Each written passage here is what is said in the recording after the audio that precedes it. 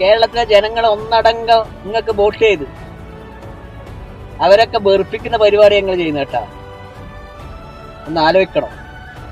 KC ഘടകമൊക്കെ നല്ല നേതാവ് തന്നെ, എല്ലാ നേതാക്കന്മാർക്കും വേണ്ടിയിട്ടുള്ള സൗകര്യങ്ങളൊക്കെ ചെയ്തു കൊടുക്കുന്ന നേതാവ് തന്നെയാണ്.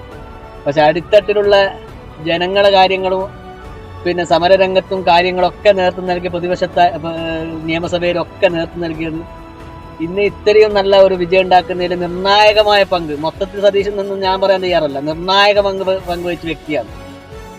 അതുപോലെ കേരളത്തിലെ മറ്റുള്ള നേതാക്കന്മാർ കെ മുരളീധരൻ, രമേശ് ചെന്നിത്തല, അവരൊക്കെ അവരുടേതായ പങ്ക് നിർവഹിച്ചിട്ടുണ്ട്, നിഷേധിക്കാനും പറ്റൂല. പക്ഷെ ഇത് KC വേണുഗോപാൽ മുഖ്യമന്ത്രിയാകണം എന്ന് പറഞ്ഞിട്ട് ഉള്ള ഇതിൽ എല്ലാവരും ഒപ്പിട്ട് കൊടുക്കുന്നു പറയുമ്പോൾ വലിയ സങ്കടമുണ്ട്. കാരണം എന്നറിയാം, ഈ 2 ഉപതെരഞ്ഞെടുപ്പില്ലാണ്ട് പിന്നെ എന്തായാലും അയാളെ മുഖ്യമന്ത്രി തുടരാൻ പറ്റൂല. ഇപ്പൊ 6 മാസത്തേക്ക് വേണ്ടി അങ്ങനെ തെരഞ്ഞെടുത്തു. ആദ്യം ജനങ്ങളോട് പറയും 6 മാസത്തേക്കാണ് അയാളെ പൂരിക്ക് വേണ്ടി എടുക്കുന്നതെന്ന് പറയാം. അല്ലാണ്ട് വേറെ നിങ്ങൾ വിചാരിക്കണ്ട. ഏത് മണ്ഡലാണ് കോൺഗ്രസിന് സുരക്ഷിതമുള്ള മണ്ഡലം? ലീഗുകാർക്ക് അവകാശപ്പെടാം, നാട്ടെ കുത്തിയാൽ ഇപ്പം വോട്ട് ചെയ്യുന്നുണ്ട്. പക്ഷെ കോൺഗ്രസിന് ഏത് മണ്ഡലം ഉള്ള? ഇതെന്താണ് ഒരു രാഷ്ട്രീയ അനീതിയല്ലേ ഇത്? ഒന്ന് ചിന്തിക്കേണ്ട വിഷയല്ലേ? ഇങ്ങനെ ഇത് ജനങ്ങളൊക്കെ ചിരിപ്പിക്കുന്നു. നമുക്കൊക്കെ കോൺഗ്രസ് എന്ന് പറഞ്ഞ് നടക്കാൻ നാണമെന്ന്. 102 സീറ്റ് കിട്ടിയപ്പോ എന്തൊരു ആവേശമായിരുന്നു. പ്രിയപ്പെട്ട നേതാക്കന്മാരെ, നിങ്ങളൊക്കെ നേതാവാകുന്നത് താഴെക്കുള്ള ജനങ്ങളെ ഇല്ലാന്ന്, അല്ലാണ്ട് അങ്ങ് പിന്നെ അങ്ങന്ന് മറ്റേ നൂലിട്ട് ഇറക്കി നേതാവാകുന്നതല്ല. അതുകൊണ്ട് അതൊന്ന് മനസ്സിലാക്കുക.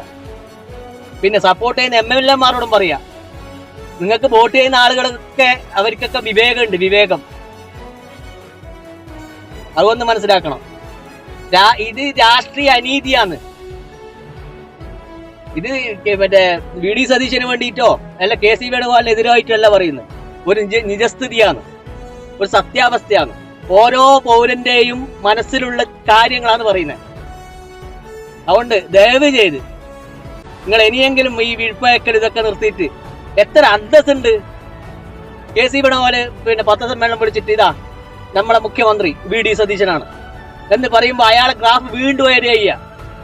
6 മാസത്തേക്ക് മുഖ്യമന്ത്രി ആകാനാ ശരിക്കും കേരളത്തിന്റെ ചരിത്രത്തില് ഏറ്റവും നാണം കെട്ട ഒരു പിന്നെ ഒരു തോൽവിയായിരിക്കും ഉപതെരഞ്ഞെടുപ്പ് നടന്നില്ലെങ്കിൽ. പല വിഷയങ്ങൾ അഥവാ നിർഭാഗ്യവൻ ജയിച്ചെന്നിരിക്കട്ടെ, ആലപ്പുഴയില് വീണ്ടും ഉപതെരഞ്ഞെടുപ്പ് നടക്കൂലേ? മാർക്സിസ്റ്റുകാർ കംപ്ലീറ്റ് കഴിഞ്ഞ് കോൺഗ്രസ്സുകാർ ഇങ്ങോട്ട് കഴിഞ്ഞാൽ പിന്നെ ആരാണ് ഓപ്ഷൻ? പിന്നെ BJP അല്ലേ കേരളത്തില്? BJP-നെ കൊണ്ടുവരാനുള്ള ആസൂത്രണമായ ശ്രമമാണോ നിങ്ങൾ നടത്തുന്നത്? സംശയിക്കേണ്ടിയിരിക്കുന്നു. ഇതൊക്കെ നേതാക്കന്മാർ ചിന്തിച്ചിട്ട് ഇതിന് ഉചിതമായ നടപടി, ഇത് ഒരു ഉചിതമായ തീരുമാനം എടുത്തിട്ടില്ലെങ്കിൽ വീണ്ടും നമ്മൾ 30ലേക്കും 40ലേക്കും പോകും. പറയാതിരിക്കാൻ വയ്യ, എഴുതാൻ സമയവും ഇല്ല, ജീവിക്കണ്ടേ. നിങ്ങളെല്ലാം മറ്റേ അവിടെ പുതിയ സർക്കാർ വന്നു വിചാരിച്ചിട്ട് പ്രവാസികൾക്ക് കാര്യമായിട്ടൊന്നും കിട്ടാനില്ല. പക്ഷെ നമ്മളാ ഒരു വികാരം കോൺഗ്രസ്, അതുകൊണ്ടായി പറയുന്നത്. ദയവ് ചെയ്ത് നിങ്ങൾ ഇനിയെങ്കിലും പെട്ടെന്നൊരു തീരുമാനം VD സതീശനെ മുഖ്യമന്ത്രി പ്രഖ്യാപിക്കണം എന്ന് തന്നെയാണ് നമ്മളൊക്കെ ആഗ്രഹം.